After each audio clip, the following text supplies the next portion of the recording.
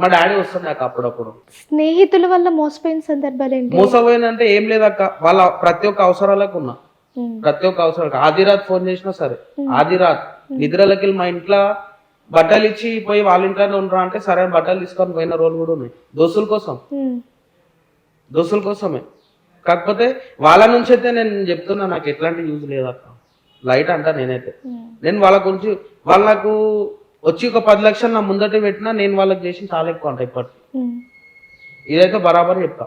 ఎందుకంటే నేను నిద్ర లేకుండా, నేను దోస్తుల వల్ల పిఎస్లు ఎక్కిన, హాస్పిటల్స్ ఎక్కిన, పోలీస్ స్టేషన్లో తిరిగిన, గొడవలు కానీ ఏవైనా సరే, నాయి తక్కువ పక్కన వాళ్ళు ఎక్కువ ఉంటే వాని దాంట్లో నేను దుంకి వాని తగిలిస్తుండదు.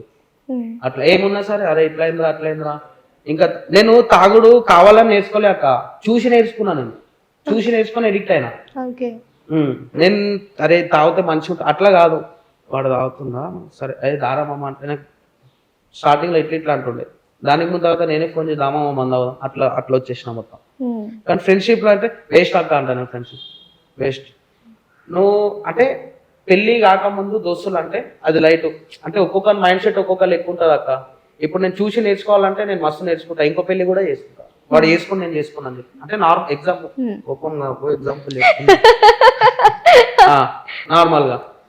ఇప్పుడు వాడు ఏదైనా చేస్తే నేను చేస్తా, వాడు అది చేస్తే నేను ఇది చేస్తా అని చెప్పి నేర్చుకుంటూ కూడా ఉంటాను. కాకపోతే ఏమంటే పెళ్లికి ఏం చేసినా పెళ్లికి ముందాక ఉమ్, ఒక్కసారి పెళ్ళి, అదే లవ్ మ్యారేజ్ కానీ అరేంజ్ పెళ్ళమే అవుతుంది, ఉమ్, అంతే కదా. అంతే.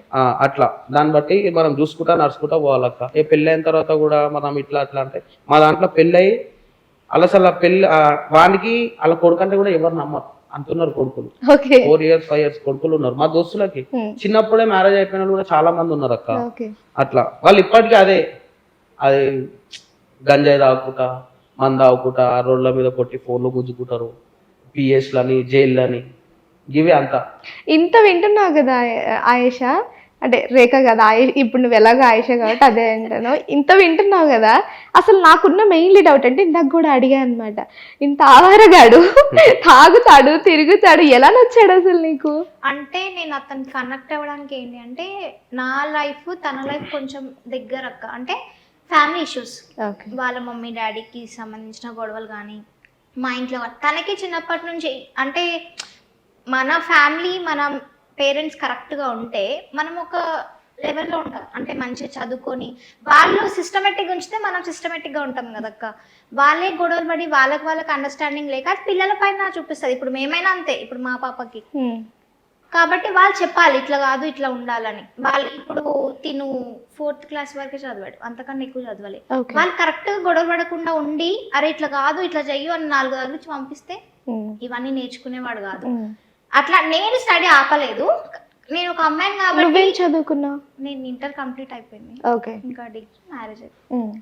అట్లా ఇంకా అన్ని చూసి అంటే మా ఇంట్లో కూడా ఇట్లా అయింది ఇట్లా అని నార్మల్గా షేర్ చేసుకుంటాం కదా. ఇంకా అట్లా ఎక్కువ ఇంకా డీప్లో వెళ్ళిపోయినా. అరే తిను కూడా చిన్నప్పటి నుంచి వర్క్ చేస్తూ బట్టల షాప్లో 4th క్లాస్ నుంచి 2013 నుంచి చిన్న ఉన్నప్పటి నుంచే 500కి 600 సాలరీ అప్పుడు వెళ్ళి అంటే నేను ఇంకా కనెక్ట్ ఫోన్ అంటే ఫుల్ పిచ్చి ఉంటుండే అక్క. ఫోన్ అంటే చాలా పిచ్చి ఉంటుండే. అట్లా ఫోన్ కొనుక్కుందాం అని చెప్పి దసరాకి మన షాపూర్లో సెరీనా షాపింగ్ మాల్ అని ఉంటుంది, డైలీ 120 రూపీస్ ఇచ్చినాడు. అంటే ఇక్కడ పని నేర్చుకున్న వారంలో వచ్చేసింది ఫోల్డింగ్ అదాన్ని. ఇంకా ఎక్కువ డబ్బులు వస్తాయని వేరే దగ్గరికి వెళ్ళిన, అలా పెట్టుకోరు చేసుకొని ఫోన్ కొనుక్కుని ఇక బట్టల షాప్ అలవాటు అయిపోయింది. కొన్ని రోజులు అయితే వేరే అంటే అన్న వాళ్ళదే నేను హ్యాండిల్ చేసిన ఒక 2-3 months అప్పుడే. ఎట్లా అంటే అక్కడ నేను అన్ని చేసినా కానీ దొంగతనం ఒకటి చేయలేదు. దొంగతనం జైలుకి వెళ్ళాడు.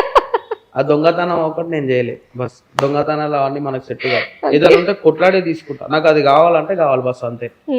ఎట్లా నాది నేను నా దాకా తెచ్చుకుంటా, అది కావాలంటే కావాలంతే. ఓకే. మరి ఆయేష ఇంత తనకి ఇలా కనెక్ట్ అయ్యావు, మీ ఫ్యామిలీ సిచ్యువేషన్స్ ఒకటే కాబట్టి దగ్గరగా ఉన్నాయి, ఒకే సిచ్యువేషన్ లో పెరిగారు కాబట్టి తనకి నువ్వు కనెక్ట్ అయ్యావు. బట్ ఏ ధైర్యం మీద కరీంనగర్ నుంచి ఒక పిచ్చి నమ్మకంతో తనతో వచ్చావు? అంటే పెళ్లి తర్వాత నన్ను ఎలా పోషిస్తాడు అన్న చిన్న డౌట్ కూడా రాలేదా? ఒకవేళ మోసం చేసి వెళ్ళిపోతే? అంటే మనకి మాట్లాడుతూ ఉంటే తెలుస్తుంది కదక్క తను ఎంత పిచ్చి తనకి. నేను అంటే ఈ ఒక్క దాంట్లో అర్థమవుతుంది అనుకుంటున్నా. ఇక్కడ నుంచి కరీంనగర్కి మార్నింగ్ 5 o'clockకి లేచి 10 వరకు నా దగ్గరకు వస్తే నేను నార్మల్గా ఫ్రెండ్ వాళ్ళ ఇంటికి వెళ్తున్నా లేదంటే అక్కడ వెళ్తున్నా అని ఒక సండే జస్ట్ ఒక 1 hour నన్ను చూసి నాతో మాట్లాడడానికి అట్లా ఒక ఎన్నో సార్లు వచ్చిండు అక్కడికి. నెలల లెక్కలేనని సార్లు పోతుండే. ఈ రోజు వచ్చినా మళ్ళీ రేపు పొద్దున కరీంనగర్కి ఓకే Daily. జస్ట్ 1 hour అది కూడా గల్లీలో ఇట్లా పోయి మాట్లాడుకొని జాగ్రత్త ఏమంటున్నా సరేనా దెబ్బలు పడితే మళ్ళీ అంటే సరే అన్న. నిద్రలో లేచి ఇట్లా నార్మల్గా కళ్ళలో ఇట్లా కనిపిస్తే నువ్వు ఇట్లా కనిపించినావు అని చెప్పి ఏడ్ చేస్తుండే. నువ్వు అంత లాంగ్ నువ్వు ఇక్కడ ఉంటే నేను అట్లీస్ట్ నేను చూసుకునే, నువ్వు కాలేజ్కి వెళ్ళి ఇట్లా వచ్చినా నేను దూరం నుంచి అయితే నేను చూసుకునేవాడిని, కానీ నువ్వు అంత లాంగ్ వెళ్ళిపోయినావు. అండ్ ఇంకొకటి ఆ ఫ్రెండ్ ఇట్లా నీ వల్ల ఇది అయిపోయినావు అంటే ఇవన్నీ ఇంకా నా మైండ్లో ఉండిపోయి అరే ఈయన కూడా కష్టం అంటే ఏంటి అన్నది చిన్నప్పటి నుంచి తెలుసు కదా, నన్ను బాగా అర్థం చేసుకుంటాడు, ఏ సిచ్యువేషన్లోనైనా నన్ను హ్యాండిల్ చేసుకోగలుగుతాడు అని ఇంకా అది. కానీ మంచి మంచి దాంట్లోకి వెళ్ళి తీసినాక సావుదాకా పోయేదని దారం బట్టి నేను ఇప్పటి వరకు ఈ మా మ్యారేజ్ అయిన 3 yearsలో 3 times చావు అంచుల వరకు వెళ్ళి వచ్చా. అది అంటే తన వల్లే తీసుకొని వచ్చిన అట్లా ఇట్లా వేసి ఇప్పుడు నార్మల్ గా లవ్ ఘోరంగా అసలు ఎట్లా అంటే నాకు హోప్ లేకుండా అక్క ఇంకా బతుకుతుంది అని అస్సలు లేకుండా చూసిన కళ్ళకి వెళ్ళి అసలు ఏడవాళ్ళ నన్ను పోయి చెప్పుకోవాలి ఇట్లా అవుతుందిరా పోయి ఇట్లా ఏం తెలియదు పెద్దోళ్ళు అనేవారు అని అడగాల అంటే ఇక మా ఇంట్లోకి ఫోన్ చేస్తే వాళ్ళు మొత్తం వేరే అవునా సరే మళ్ళీ సాగు వంట చేస్తున్నాం. మా మమ్మీ డైలాగ్ అయితే వేరే ఉంటుంది మొత్తం ఇక కొన్నట్లు ఉంటాయి అక్క.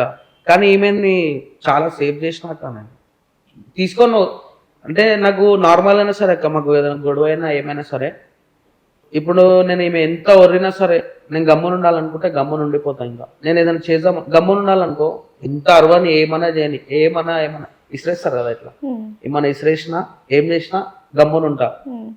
లేదు నేను ఇప్పుడు ఏమైనా చేయాలనుకుంటే మాత్రం ఇంకా ఈమెని నార్మల్గా నేను కొట్టా నార్మల్ సార్ కొట్టా అసలు ఏదైనా 2-3 దెబ్బలు కొట్టుకొని అది నేనే కొట్టుకుంటా. ఓకే నార్మల్ గా వీళ్ళ ఫ్యామిలీ మొత్తం రౌడీ షీటర్స్ అదే బ్యాక్గ్రౌండ్ అని విన్నాను. సో మీకు పెళ్లి తర్వాత ఎలాంటి థ్రెట్ రాలేదా? అసలు ఏం లేదు అసలు ఏం చేయలేదు కూడా. అంటే మా డాడీకి నేనంటే పిచ్చి, ఇంకా ఆ పిచ్చే నన్ను కాపాడింది. అంటే తనకేమన్నా ఎఫెక్ట్ అవుతే మళ్ళీ వచ్చినా కానీ తినేమన్నా చేసుకుంటా. ఆల్రెడీ నేను సూసైడ్ చేసుకున్న తర్వాతే మ్యారేజ్ అయింది కదా, ఇంకా అదే డైలమాలో ఉండి ఇంకేమైనా చేసుకుంటుందేమో అనే దాంట్లో జస్ట్ పోలీస్ వాళ్ళు కాల్ చేస్తే మేము రావట్లేదు అని చెప్పేసి చెప్పినారు అంతే. దాని తర్వాత నాకు కాంటాక్ట్ లేరు. ఒక 2 months తర్వాత డాడీకి కొంచెం బాగలేదని కాల్ వచ్చింది. తమ్ముడు ఫుల్ వాయిస్ మొత్తం ఏదో అయిపోయి కాల్ చేస్తే ఇంకా నేను తినని పట్టుకొని చాలా ఏడ్చిన, డాడీకి ఇట్లా అయిందంట. అసలు మేము మ్యారేజ్ చేసుకునే వాళ్ళం అయితే కాదు, కొంచెం సెటిల్ అయిన తర్వాత తను మంచిగా చేసుకుందాం అనుకున్నాం అక్కడ గ్రాండ్ గా. ఎన్ని కళలు కంటుండే తెలుసా మేము స్టేజ్ దిగుకోవాలి ఇట్లా ఫోటోలు దిగాలి ఇట్లా. నాకు సిగ్గా కెమెరాలు అంటే మనకు సెట్ కాదు, ఎందుకు మనం తిరిగిన కల్చర్ వేరే. ఇప్పుడు ఏంటంటే నేను మనం వద్దురా నాయన అన్ని మనకి ఇదే ప్రపంచం అనుకొని అన్ని ఇట్లా చూసుకుంటా అవుతున్నాం. ఇప్పుడు ఇన్ కేసు నాకు ఏదైనా జాబ్ వచ్చినా నీకు పిఏఓ కానీ నీకు అసిస్టెంట్ ఉండమన్నా ఉండిపోతా. ఇండస్ట్రీ అంతా పిచ్చి అయిపోయింది. నాకు తెలిసినంత వరకు ఈ విషయంలో నాకు అర్థమైంది ఏంటంటే ఒక మొరటోని ఒక మనిషిగా మార్చగలిగింది నీ ప్రేమ. ఇంకా అట్లానే అనుకోవాలి. కానీ కొంతమంది ఇప్పుడు ఈ జనరేషన్లో ఎట్లుంది అంటే మ్యారేజ్ అయిపోయిన తర్వాత కూడా కొంచెం డిస్టర్బెన్సెస్ వల్ల వాళ్ళ ఫ్రెండ్స్లో నేను చాలా మంది డివోర్స్ తీసుకున్న వాళ్ళు ఉన్నారు, అట్లా ఉన్నారు. బట్ మేమైతే తను మారడం నాకు ప్లస్. ఓకే అదే అని అయితే అనుకుంటున్నాను. మా దగ్గర ఎన్ని పైసలు ఉన్నా పైసలు లేకుండా ఎట్లనే ఉంటాం అక్క మేము. ఇంట్లో అయితే ఇంకా కంపు ఉంటుంది. కానీ ఏ రోజు కూడా వెళ్ళి మమ్మీ నా దగ్గర లేవు అని మా ఇంట్లో వాళ్ళకి అడగడం కానీ, వీళ్ళ ఇంటికి వెళ్ళి తను అడగడం కానీ ఇప్పుడు నేను అడగలేదు. అది నేను ప్రౌడ్గా ఫీల్ అవుతా.